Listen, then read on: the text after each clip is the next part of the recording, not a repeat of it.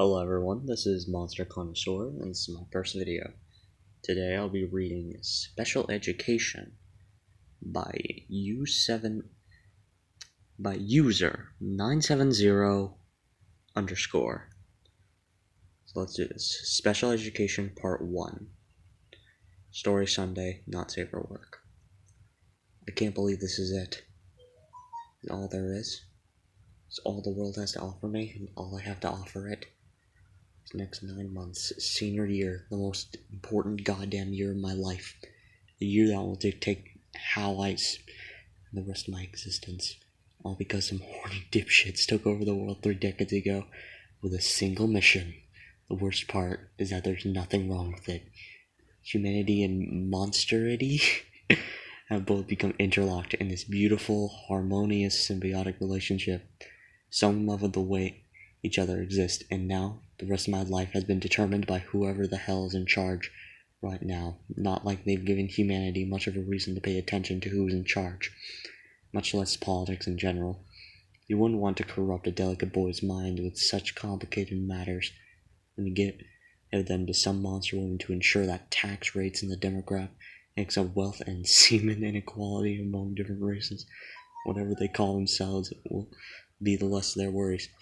Mammo? No? That's right, weird fucking name.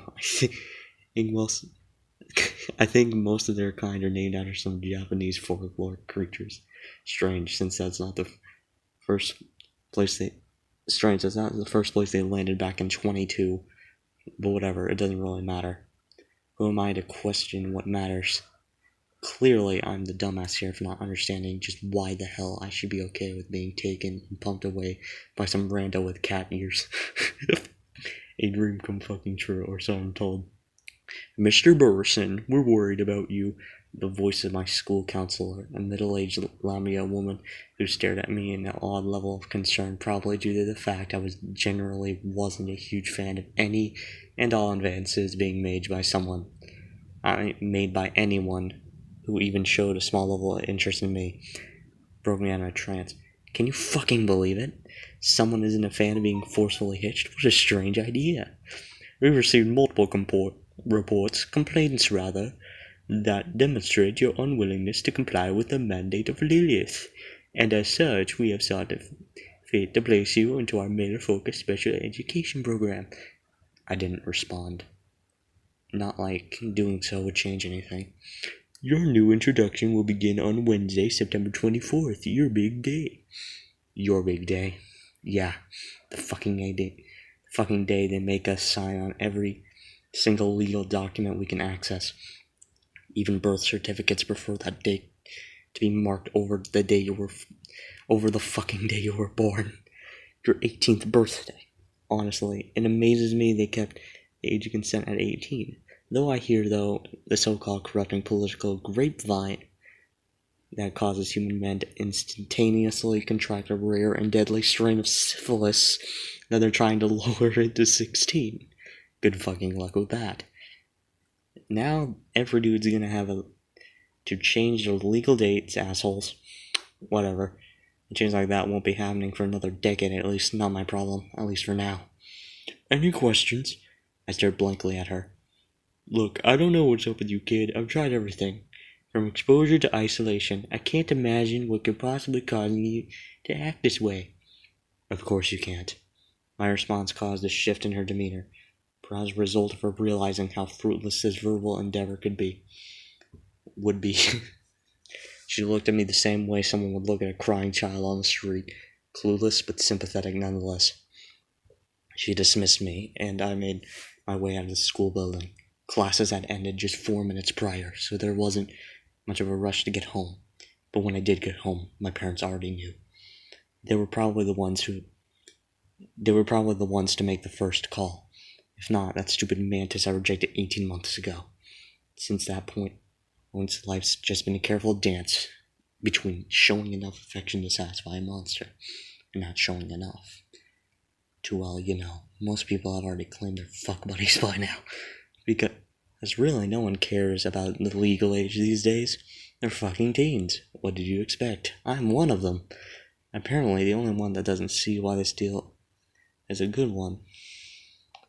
My mom, a Shoggoth, gave me an exasperated look. I can't believe I really thought you were joking, she stated. Do you honestly think I could hold on? Do you really think I would hold on to the exact same joke for 5 years? I retorted. No, but well, you're a unique child, and that phone call only further continues to prove that. I returned a glare, both of us clearly wanting to think about other things at the moment. But we both knew that wouldn't be happening. I think you should go visit your father. Of course she plays that card. I can't blame her. How could she understand? How could any of them fucking understand? I sighed and got up from the seat I wasn't even clearly aware of occupying, and turned around and greeted the stares of my sisters, all 8 of whom had the same look. That look you gave your friend when they're lost in their own misery, but also keep themselves caged in. But what can I do about this? I can't run, I can't ride, I can't hide. I can't even kill myself without some wisp or lich coming to my aid. There's nothing. I'm powerless. I'm hopeless. I found myself drenched in aimless sorrow once more as I walked to the living room to access my bedroom. As I began to think about more and more of the road ahead, sooner or later one of these monsters is going to find a way. I'm the last student in the school, facing about 30 single Memonos. Curse the fucking gender population gap. They're getting desperate, I can tell. I mean, I can either stay here and let myself drift down the predictable road of life, or I can try to find a way out. Guess maybe I can run after all.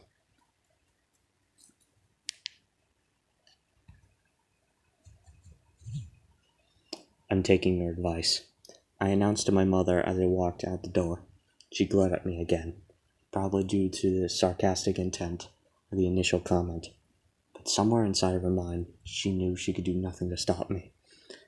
I think about that a lot, about how she feels and approaches certain things, about how she approaches me, someone that could never understand properly. She was a caring mother, no doubt, but she was also cautious around me, considering I was the crown jewel of the family, being the male child. I couldn't help but sense that she felt a lot more free around my sisters, whom she could relate far more than I. She would always spend more time around them. Of course, that's mainly because I would always make an effort to be the lone wolf, as my dad used to put it. But it wasn't something she exactly contested that often, only comforting me after my attempted isolation therapy didn't harbor the expected results, which is why I wonder if she already knew about what I was doing and just let me go, hoping I would have eventually find my way back with a smoosh partner. If I had to guess, I would say maybe there's a slight tinge of excitement or regret in her heart when I opened the door. Maybe she finally breathed a sigh of relief as I closed it behind me. One of my younger sisters was outside, sitting on a swing with a solemn posture. She looked up at me with misty eyes and asked, "Where are you going?" in a small voice. I looked down at her small freckles on her indigo face, that torn shirt our mom insists on throwing away or fixing with protoplasm, her bracelet that she got as a gift from Dad, and her phone, which she was using to listen to music before I stepped outside. I exhaled slowly and prepared the most honest answer I could give. Well, I wish I could tell you, but I don't even know myself. And with that, I tightened my backpack straps, grabbed my bike, guided it to the road shoulder, and set off. I made it about 5 minutes before stopping, reconsidering my priorities. I figured I wouldn't make it long enough without some stray dragging me back to their bedroom to have to worry about food, as I live in a pretty dense suburban area. But it seems I've gotten lucky. I haven't been captured by an unmarried girl or lectured and dragged back to my house by a married one. And to think I didn't have to worry about this just a few years ago.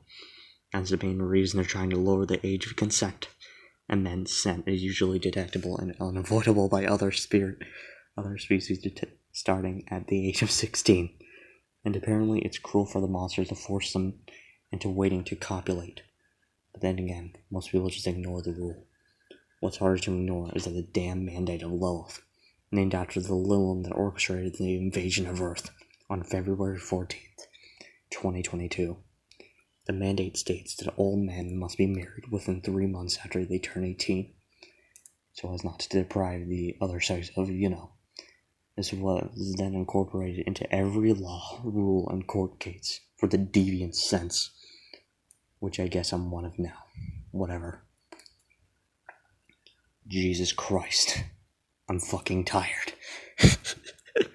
I've been riding out in the suburbs into the open countryside for a few hours, and it's getting dark. I knew my time was limited, so I needed to find shelter quickly. I heard it was going to rain tonight.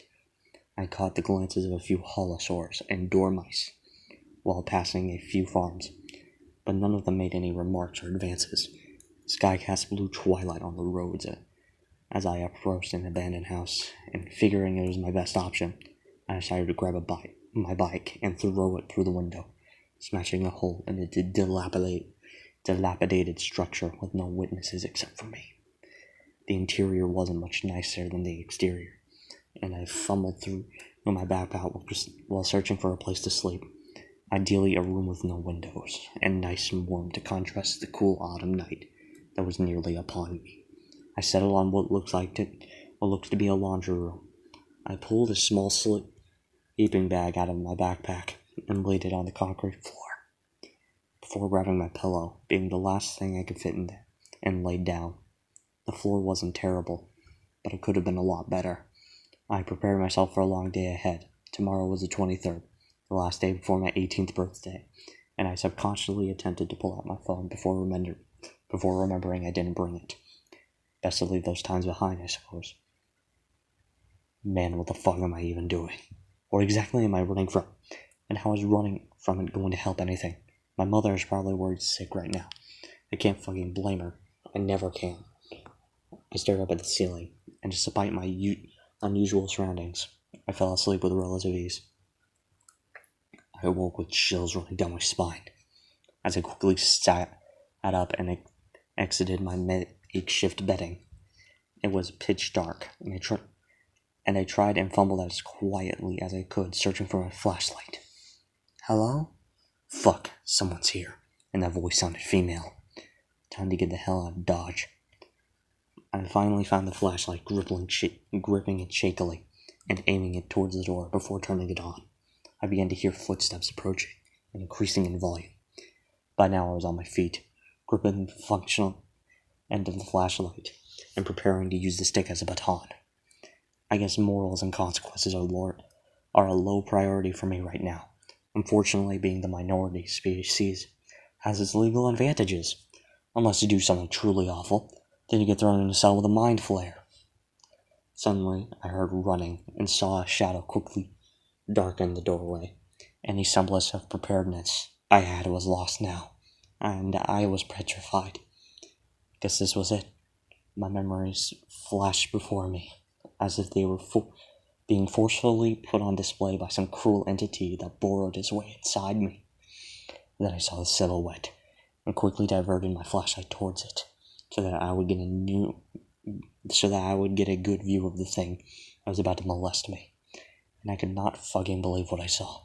She was about as tall as me, wearing raggedy clothes and sporting long, dark marred hair that went down to her waist. She had olive-colored skin, round eyes, no fur, no scales, no wings, horns in sight. Her expressions properly mirrored mine. She didn't know how to react, and neither did I. She was human.